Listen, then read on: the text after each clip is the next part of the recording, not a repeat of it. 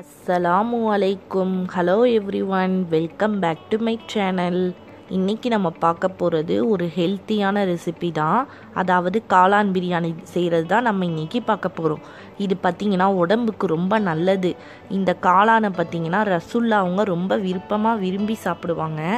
இப்படிப்பட்ட இந்த ஹெல்த்தியான காளானை நம்ம வாரத்துக்கு ஒரு முறையாவது உணவில் சேர்த்துக்கிறது ரொம்ப நல்லது. இது பார்த்திங்கன்னா காலையில் ஸ்கூலுக்கு போகிற குழந்தைங்களுக்கும் ஆஃபீஸ் போகிற ஹஸ்பண்டுக்கும் சட்டுன்னு ரெடி பண்ணி கொடுக்கக்கூடிய ஒரு சூப்பரான லஞ்ச் பாக்ஸ் ரெசிபி. இதை நம்ம இப்போ எப்படி செய்கிறதுன்றதை பார்க்கலாம். வாங்க வீடியோக்குள்ளே போகலாம்.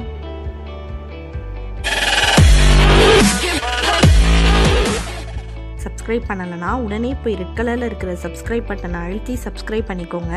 அப்படியே கூடவே இருக்கிற பெல் ஐக்கானையும் ப்ரெஸ் பண்ணிக்கோங்க. வாங்க நம்ம இப்போ வீடியோக்குள்ளே போகலாம். ப்ரெஷர் குக்கரில் தான் நம்ம காளான் பிரியாணி செய்ய போகிறோம். பிரியாணி செய்கிறதுக்கு ஸ்டார்ட் பண்ணிடலாம். இப்போ அடுப்பில் குக்கர் வச்சுட்டு அதில் 2 டேபிள் ஸ்பூன் போல் நெய், 2 டேபிள் ஸ்பூன் போல் ஆயில் சேர்த்து அது சூடாகிற வரைக்கும் நம்ம வெயிட் பண்ணலாம். நல்லா சூடானதுக்கப்புறம் 2 பிரியாணி இலை, 2 சின்ன துண்டு பட்டை, 2-3 கிராம்பு, 2 ஏலக்காய் சேர்த்து பொரிய விடலாம். இது பார்த்திங்கன்னா ஒரு பெரிய வெங்காயத்தை நான் ஸ்லைசஸாக கட் பண்ணி வச்சுருக்கேன். அதை நம்ம உதிர்த்து சேர்த்துக்கலாம். வெங்காயம் பார்த்திங்கன்னா நல்லா பொன்னிறமாற வரைக்கும் அடுப்பை மீடியம் ஃப்ளேமில் வச்சு நம்ம நல்லா வதக்கி எடுத்துக்கலாம். வெங்காயம் நல்லா பொன்னிறமாக வதங்கிடுச்சு. இந்த டைமில் ஒரு சின்ன துண்டு இஞ்சி, 6 பல்லு பூண்டு, ஒரு பச்சை மிளகாய் சேர்த்து மிக்சியில் நல்லா பேஸ்ட் மாதிரி அரைச்சி வச்சுருக்கேன்.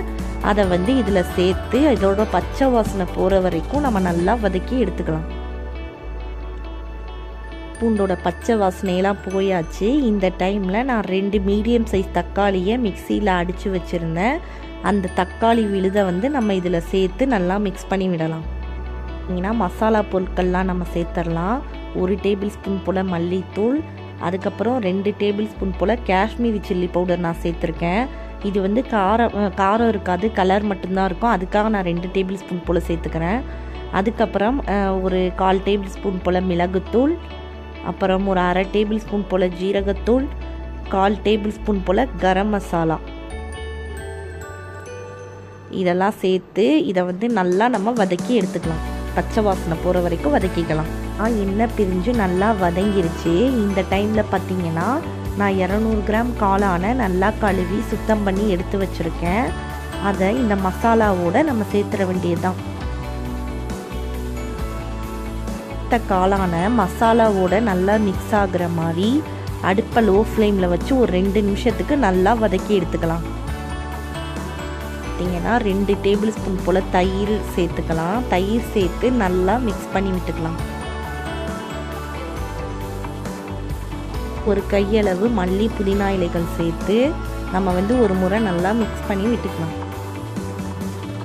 எடுத்து பார்த்திங்கன்னா 1 கப், அதாவது 250 கிராம் பாஸ்மதி ரைஸை நான் 20 நிமிஷம் தண்ணியில் ஊற வச்சுருந்தேன்.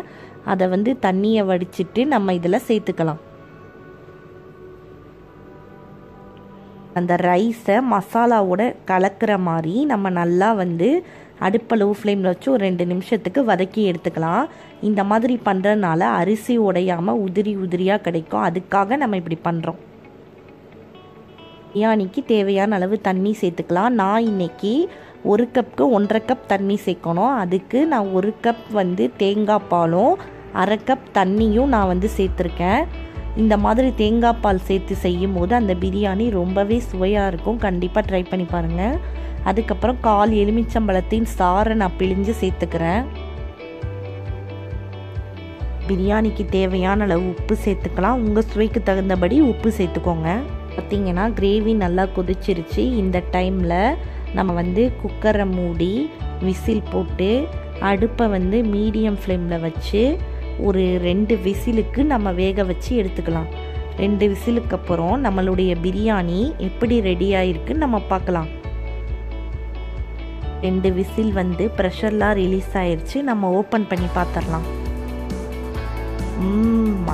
மணக்க ரெடி ஆயிடுச்சு நம்மளுடைய ஹெல்த்தியான காளான் பிரியாணி. இது பார்க்குறதுக்கே எவ்வளோ கலர்ஃபுல்லாக சூப்பராக இருக்குல்ல. சாப்பிட்றதுக்கும் ரொம்ப யம்மியாக இருந்துச்சு. கண்டிப்பாக இதே அளவுகளோடு நீங்களும் உங்கள் வீட்டில் ட்ரை பண்ணி பாருங்கள். உங்கள் எல்லாத்துக்கும் கண்டிப்பாக பிடிக்கும். பிரியாணிக்கு சைட் டிஷ் பார்த்திங்கன்னா எதுவுமே தேவை கிடையாது. ஒரு ஆனியன் ரைத்தா மட்டும் நீங்கள் வச்சு சர்வ் பண்ணிங்கன்னா உங்கள் வீட்டில் உள்ள எல்லோரும் ரொம்ப விரும்பி சாப்பிடுவாங்க. வீடியோ உங்களுக்கு பிடிச்சிருந்துச்சுன்னா லைக் பண்ணுங்கள். உங்கள் ஃப்ரெண்ட்ஸோடு என் வீடியோவை மறக்காமல் ஷேர் பண்ணுங்கள். நம்ம சென்னை சமையலை இதுவரைக்கும் சப்ஸ்கிரைப் பண்ணாதவங்க மறக்காமல் சப்ஸ்கிரைப் பண்ணிடுங்க. அப்படியே பக்கத்தில் இருக்க பெல் பட்டனையும் ப்ரெஸ் பண்ணிட்டீங்கன்னா நம்ம சேனலில் போடக்கூடிய எந்த வீடியோஸும் நீங்கள் மிஸ் பண்ணாமல்